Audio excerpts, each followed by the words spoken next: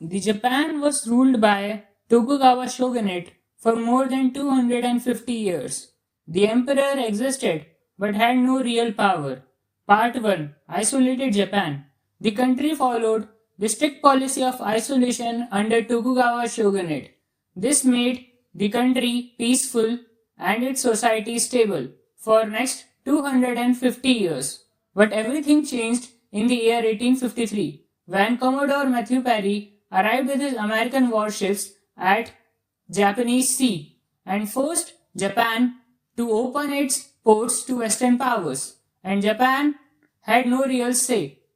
It had to open it and sign the unequal treaties with the Western powers. These treaties shocked the Japanese people.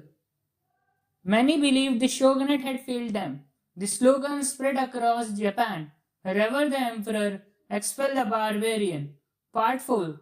The fall of shogunate. The powerful anti-shogunate domains like Satsuma and Kyushu united against shogunate and they fought a civil war against it. In 1868, they emerged as victorious and shogunate collapsed. Part 5. Emperor Meiji. The young Emperor Meiji became the symbol of Japan. It was not just the change of ruler, but also the change of the system.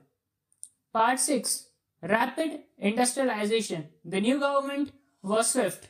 The reforms were carried out. The samurai privileges were gone.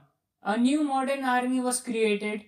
The Western ideas were implemented in education, governance, and law. The industries, railways, and factories were laid down in Japan. Part 7. Transformation. Within just few decades, Japan was able to become a modern industrial society from a feudal society.